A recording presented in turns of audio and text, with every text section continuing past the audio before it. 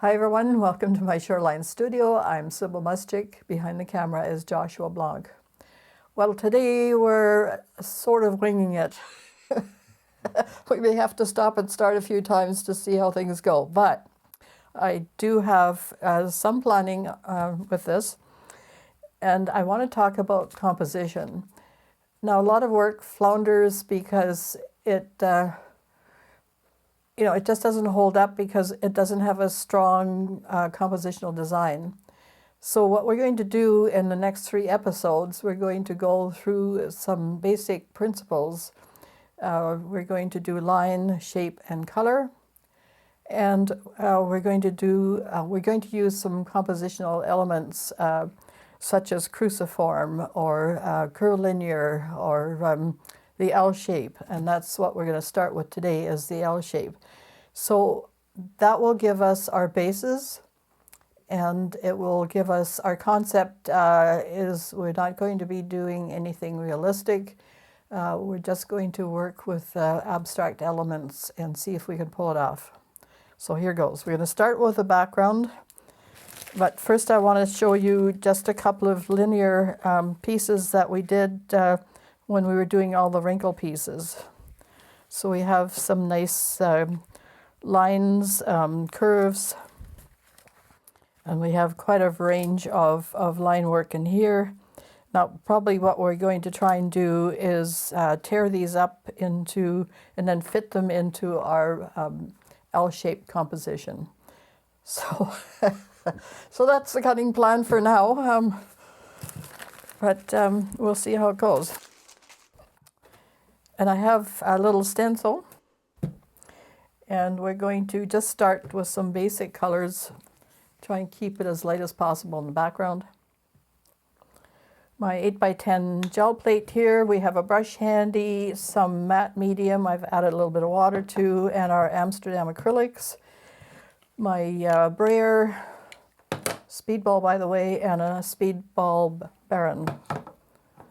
And we're going to just keep a neutral palette for the moment. And as we add line, we are going to probably go darker and darker for them to show up. So not too much paint. I always get carried away. Then you have to brayer it off.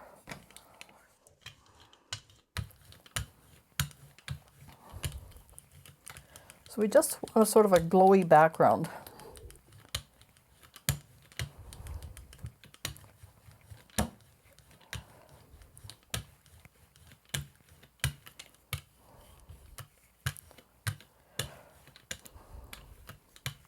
Now, warm-up exercises are really the way to go. So give yourself time to play, try stuff, and this is a great way to do it. So we have our little stencil here. Now, okay, we'll do this as our, so creating sort of a grid here. Just push it down. And then we'll do it this way for our L shape.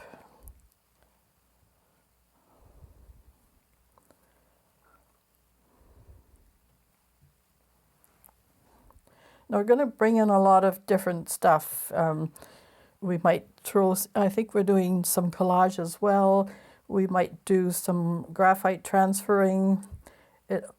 We will sort of watch as the composition unfolds and see what needs to be done. So I'm just going to use the end of my brush here, and we're going to just add some lines across and some stronger lines. We're not obscuring our basic grid, but we're just making the background a little bit more interesting. Okay. This is multi-purpose paper, and it's about the consistency of tag, which is a little bit heavier than cardstock. I'm not worried about, trying to keep all the margins even. We're just going to print, and we might try to work into a bigger piece. using up the entire sheet, but we'll see how that goes. Okay, so a few little bits and pieces from our previous printing, but it's all to the good. So we have, sort of an interesting background. And because, everything reverses, our grid is, L-shape is going this way, which is all good. Now we have to look at these pieces that we had before. So and if I'm cutting, we'll, speed up the camera work and see if we can't fit some of this in the bottom here, just to give it some weight. So, I know Josh is going to cringe at this. Ripping. Okay. So there's two ways to approach this. You can be quite formal about it and cut nice, neat little strips, which we may do. But for now, let's just rip it. Rip it, rip it.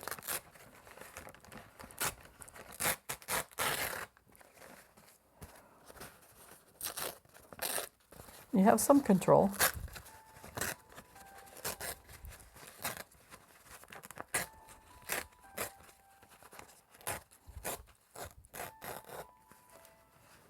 So then now, and what you can do is just place it down. I don't do an awful lot of collage, so I try to get everything done on the gel plate. But sometimes you just need to go that extra mile. And, the universe is looking after us. We're lining up some of the lines here, even though that was not part of the plan. But this happens when you're doing artwork, is if you're in the zone, things sort of work out and you see things.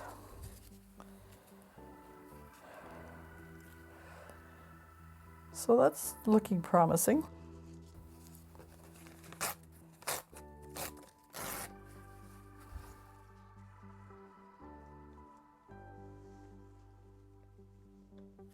Now I think we can go a little shorter.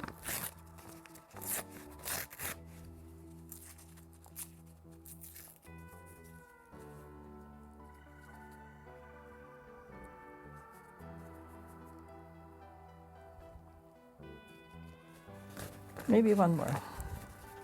We don't want to overwhelm the composition. You need an awful lot of open space. It calms the eye and, otherwise it becomes frantic. And there's a manner of working when you're trying to use line and you want to have agitation. And what you do then is you repeat a lot of little lines in a sort of a tight pattern around maybe a shape of some kind, and that makes it feel like it's animated. But we're not so much into that right now.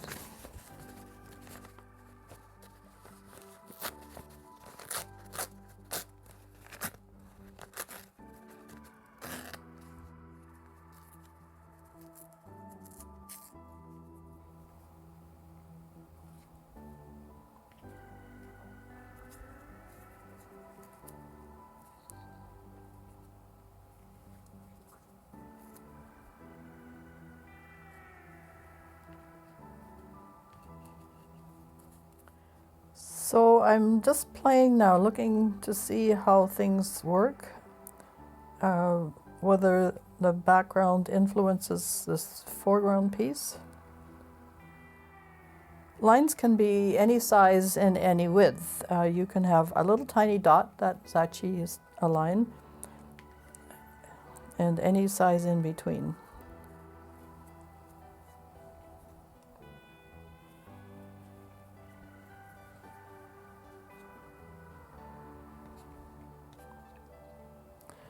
So now look at it and shuffle things around to see how things work for you. Now you can line things up, the lines that are there. That's one way of working. You can make even smaller pieces.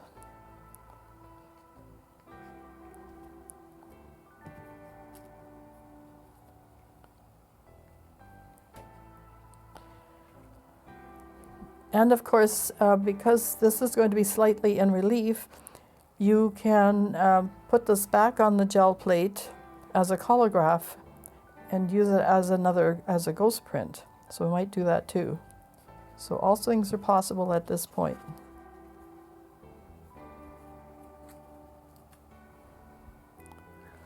I'm keeping colors fairly neutral so that the line is more evident than anything else.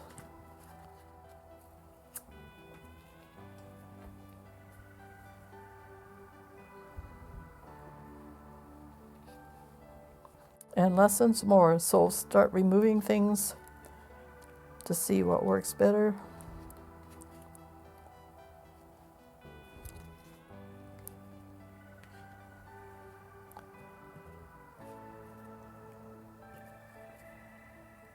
Now maybe we're gearing up towards a live program, because then I'd have the rest of you to say, no, no, put it there, or something like a puppet play, remember?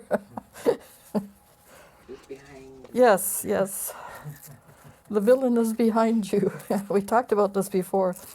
Well, because as a little kid, we had puppet plays. The neighborhood's adults who were good at theater used to construct, puppets in the background and the whole little theater by hand, and then gather all the local kids, and then we'd sit there, and of course they were ancient plays that had been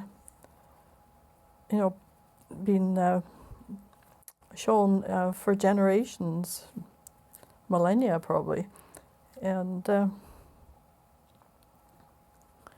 we just loved them. And puppetry is actually, that's something we can consider as a video, is some of the puppets that are out there in the world. And there's the Japanese style, where the figures are animated by people dressed in black with a black background, and so you totally get lost in it and you don't even notice the background figures. I think they're no dancers, aren't they? And yeah, so yeah, it's all fascinating. Okay, so I think we're sort of, keep removing stuff until less is more always. And alternate shapes, sizes. Just keep playing until you're happy, and then you can start gluing stuff down.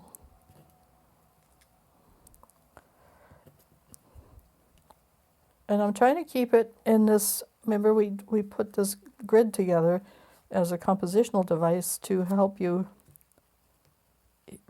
as a start. It just gives you a start, and it disciplines you. Now I have to tell you the story about a class that I was part of. The instructor gave us pieces of paper, and he said, make one cut and one fold. So we all scratched our heads and figured, oh my goodness, it's not going to look like anything. But we started, and amazingly enough, we had all sorts of interesting compositions as a result of this one cut, one fold. Then he said, okay, now do two. So even more so, we were just going nuts by this time. We were liberated, right? And then three, and we thought, oh, this is going to be great. We have way more options. And we put quite a few different designs together. And then he said, okay, now you don't have any limits anymore. And then we realized what we were up against. And we thought, oh, now there's too many variables, too many things we could be doing. And in the end, we didn't produce as many as we had in those first 3 tries. So it just goes to show that a little bit of discipline goes a long way. Now, speaking of discipline, Josh is going to put some music on for us, and I'm going to madly glue this stuff down.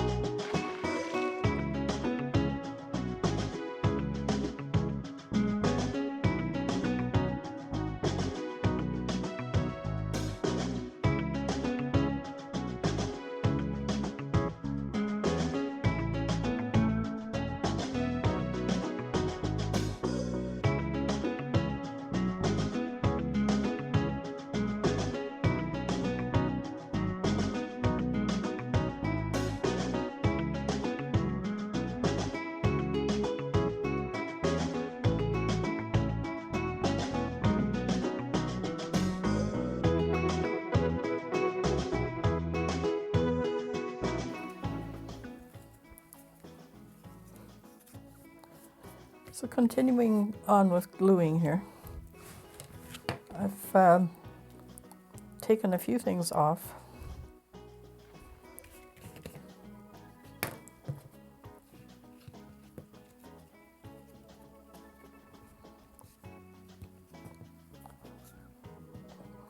As you're working, things will remind you of stuff. I mean, keep it abstract and non-representational, but it will sort of, the mind likes to make sense of its imagery that it's seeing. We like to name things.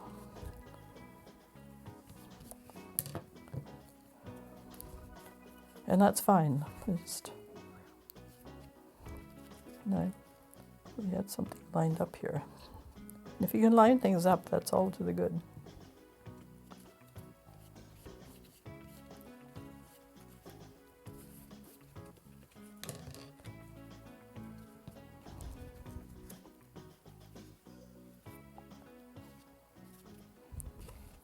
So I'm just going to maybe blot it with a paper towel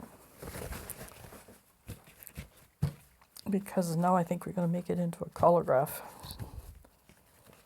And we'll work back and forth.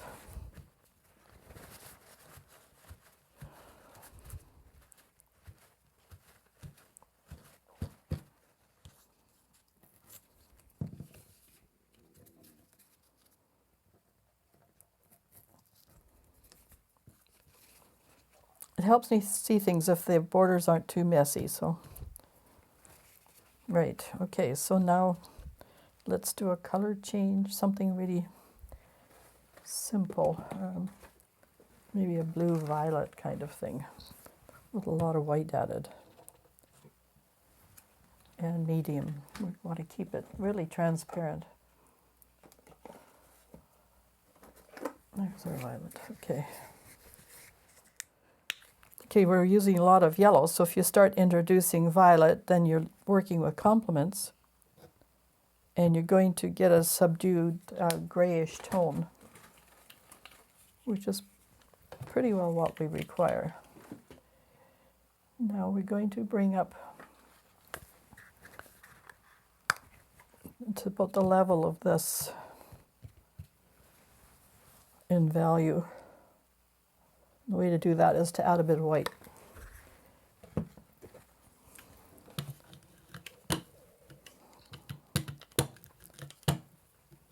I think I've mentioned Diane Mize's wonderful tutorials.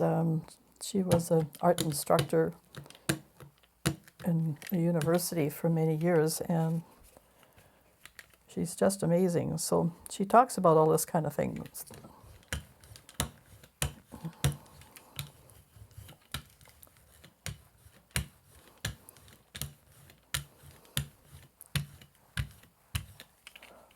And place it down, then your borders will be cleaner.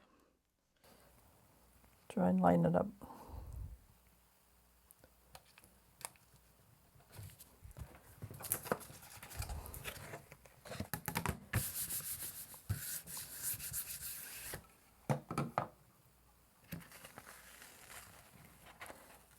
Oh, everything is stuck so far. Almost. It's okay. You can fix it. Yes, well, at home you can dry stuff in between. We're always at a galloping pace here because we have very limited time. And where did that come from? In here. What? Josh's memory is way better than mine. We'll just have to fly by the seat of our pants here.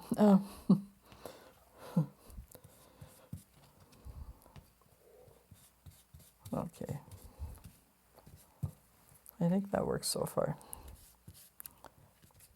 Matte medium works great. It does take a bit of time, as you just saw, for it to glue down, but it glues flat and, you know, not shiny. Now we have this wonderful ghost printy thing, but I think we're just going to print it back on here. and just alter color once more. Just altering I'm just going to maybe brighten it up a little bit and push all that busyness back.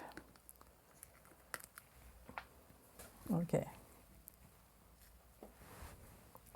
Did we lose that one off of there? I think so. There's a spot there. Hang on. Back you go. Okay. All right, now. And I'm going to add some super matte medium to this. Just a titch.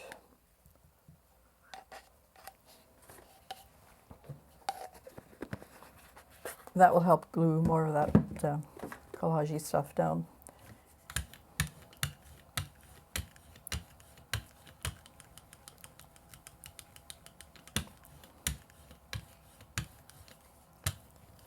Now by keeping this transparent, we can continue layering quite a long time, and you're not going to get mud.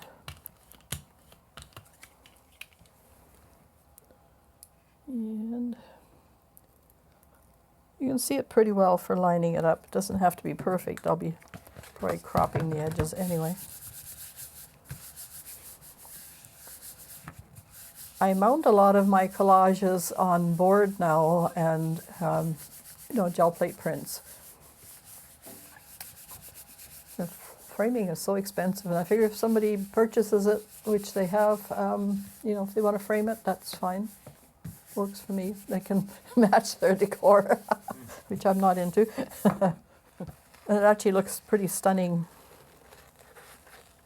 Okay. Well, we haven't lost too much.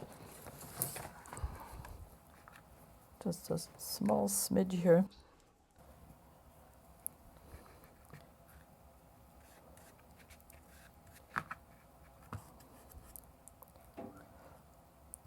By keeping it transparent, we still have all our lovely line qualities, so it's working good. And as it dries, it will just, you know, suck right down and be flat. Well, now at the graphite stage, we're going to do a graphite transfer, and we'll see. Now we have to remember I've got to start from this end so that, you know, it's going to print the right way. So if we do any linear lines to match our compositional element, which is the L shape. Okay, and it's got to be fairly outstanding, so it'll have to be out because it's probably not going to be shown up over top of the little collage pieces. So we're going to do it just slightly.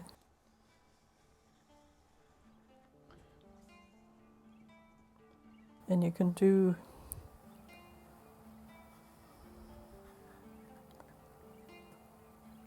might take it right down to the edge. We're trying to get this plate is right to size, I think.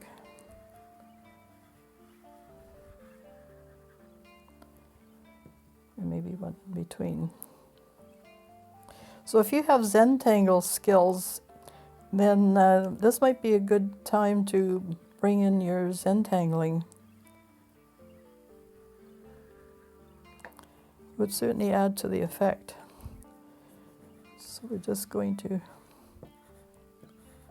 keep sort of a linear effect here.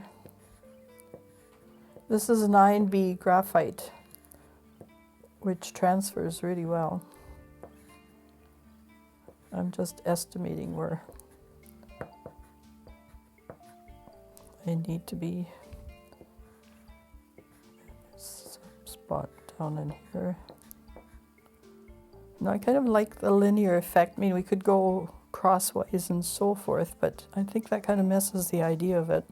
But we might want to bridge some connections. So some of the lines, so I'm just guessing where some of these connections can be made. But that's okay, it could be interesting.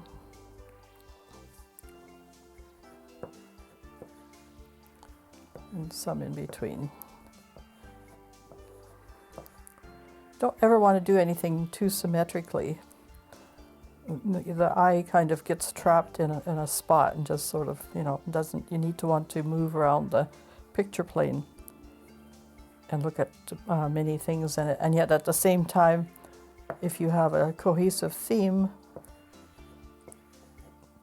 then it's more pleasing to the eye.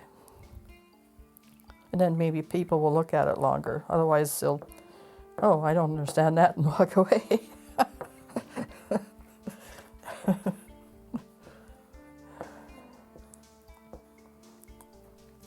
And we can also do, remember we talked about dots as being lines.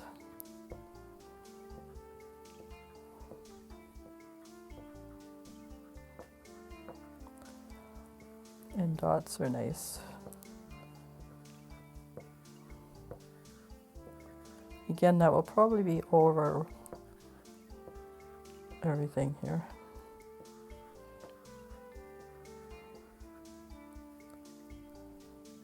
Okay, so we're not doing anything diagonally. I think that is the way to go. So we're just going to carry on.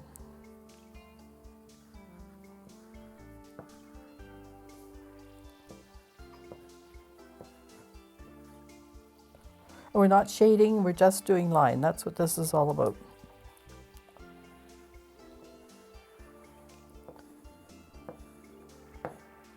And making connections. So you could run through some of these things.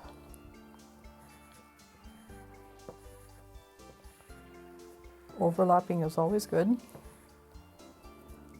And we don't really have anything going off the picture plane. You don't want to make that too prominent or the eye will just drop off the picture plane, but you can have things going off. Just fade them out.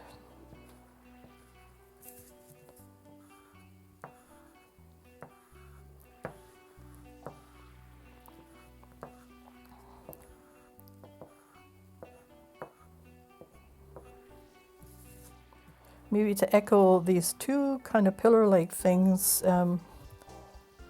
let's just echo it a little bit more, say down in here. We'll see how that works.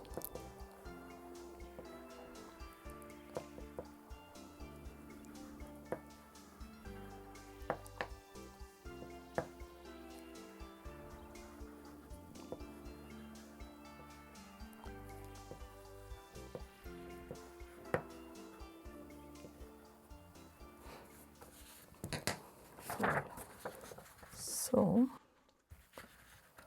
now my plate is clean. I've cleaned it with baby oil to get the plate really clean, because then it takes the graphite the best.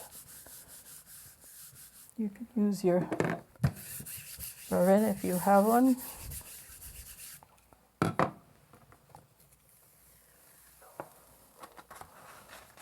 Oh, I love graphite transfers. Look at that. That's just amazing. Okay, now hoping it will translate to here. And all we're going to do is matte medium, I think, to get it on there. We could do a slight color change, maybe.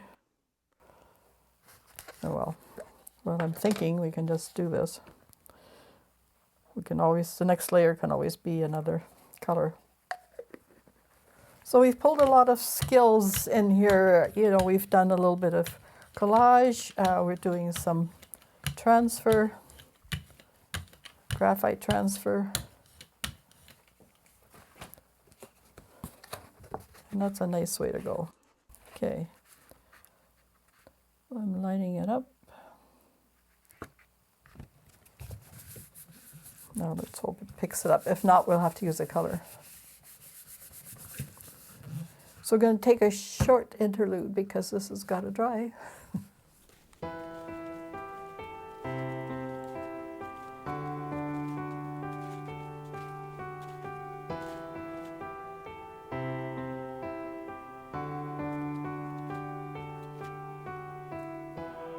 Okay, so we've used some matte medium on it, and the Liquitex, which is a little thinner. And we're going to reveal this to see how our graphite transfer went. And it looks pretty good. So our lines that I wanted a little further than these posts are there. I think we kind of lost the dots a little bit, so we might have to put that in a different way. My feeling is that collage should be fairly seamless, where it integrates with the background, almost as if you've done it as one layer. And if you're doing it more relief, then make it deliberately more relief and have, build it up underneath. And we could certainly do that. We could do several layers here and build it up so it's almost sculptural, which would be a really interesting effect, but we really don't have time for that today. And I'm just helping glue things down that weren't quite dried yet. Because we have obscured some of our dark areas, maybe we need to bring them back out again. Maybe the thing to do is to just put it in with paint. A rigger is just a brush that has, actually most of them are a little bit bigger, they're lettering brushes. So I don't know if our paint is still workable. We can. Amsterdam paint dries really fast, it's not too bad. Just as a bit of contrast, it's not about color in this exercise, but we want to introduce just a tiny bit of contrast and visual interest, but we'll do it in terms of line. Now we lost our dots, right? That's what we're aiming for.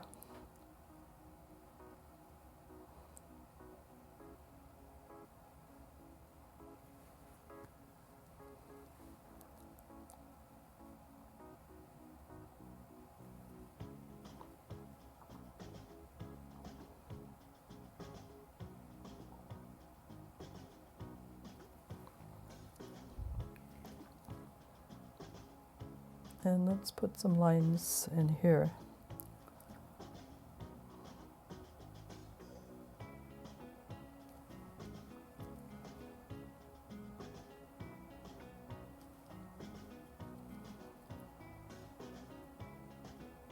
So we're contrasting not only line in terms of width, but also the line in color against the yellow. So we're dealing with complements.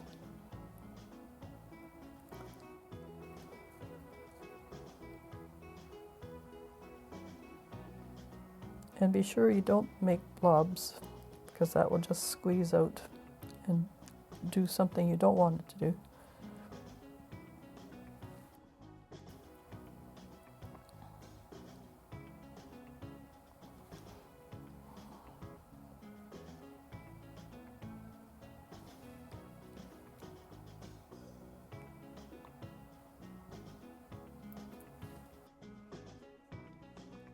And I think a few of these ones were just a few lines. They may not print, but we can but try.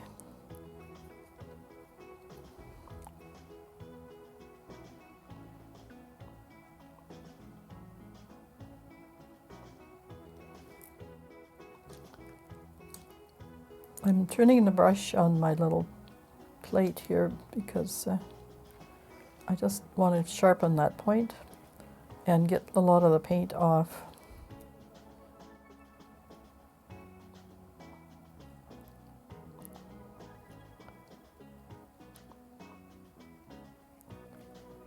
And a few on this side, but not many.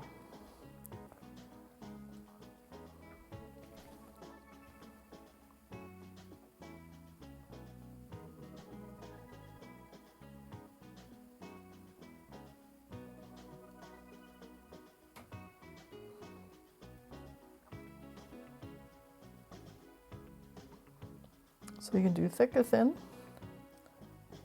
the width of the brush, or chisel edge on the brush here, the very thin. You want the thicker lines more at the bottom. You want the weight at the bottom. Otherwise, it's a question of balance. The work would look like it's flipped over from the top because it's too heavy on the top.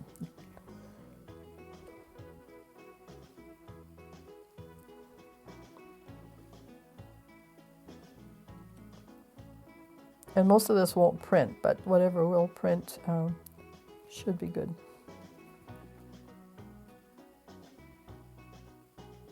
You just have to give it a shot. Try stuff, and if it doesn't work, try something else. That's the whole point of this exercise. Just to get you to loosen up. Now, I think we'll probably let this dry, all of it, because some of it's dry already, and we're just going to release it with maybe a touch of the white and some of the matte medium. And I think I'm kind of liking it the way it is. So your L-shaped composition, I think it has a bit of monumentality to it. So it, you can have fairly chunky things. Maybe buildings with a street if you're doing a representational piece. So that kind of format lends itself well to that kind of thing. And I think it's pretty well dry. I think we can probably add our medium. And I think I go back and forth between the Liquitex matte medium and the golden. This is a little thicker, and the matte medium is thinner and it dries faster.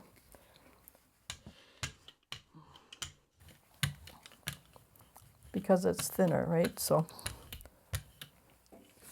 and hopefully some of this will come up. Now I've lined up the paper to the outside edge of my gel plate, the underneath acrylic base. It's just a plexiglass sheet that I bought a huge one, and then actually half of a big sheet, and then I've been cutting it up bits and pieces ever since. It was horrendously expensive, but it's been so handy because I've had so much good use out of it. So that might be the way to go. I know the initial cost outlay is high, like $200-300, but I've had, because I've got a fair number of gel plates now, and they all have bases, and sometimes I need a big sheet to put, if I'm working directly on a plate for monotypes, then that all comes in handy. So, and your local glass shops will have that, and they'll cut it to size. Okay, well, I've pulled it off the print, and off the plate, and we've cropped the edges because they're kind of distracting, and it works pretty well. We have maybe we need a little bit more contrast, but there's some good darks here and there. Maybe the violet could have been a bit stronger. There's always things you can find that you can deal with at a later time. There's lots of nice spaces to rest the eye. We have our weight at the bottom, and there's some interesting line work, all the different types of lines. So I think we've sort of completed, what we wanted to do, and as this composition, this L-shaped composition. So, and we've worked with stencils, we've worked with collage, where we've glued it on and then printed that, and we've worked with a graphite transfer. So it's a really great way to work, is to pull in all your skills and keep working until you're happy with it. I may maybe a Posca pen strengthen a few things, but on the whole, I think it's a good composition. So again, thanks so much for watching, and try this exercise. It's a nice warm-up exercise, or not. You might want to take it a bit further and maybe make it bigger. Who knows? Let me know. Shoreline Studio 01 on Instagram and Shoreline Studio on my Facebook page. You know, check in once in a while and tell me what you're doing and post some artwork. That would be great. So take care of yourselves, take care of your families, be kind to one another. Bye for now.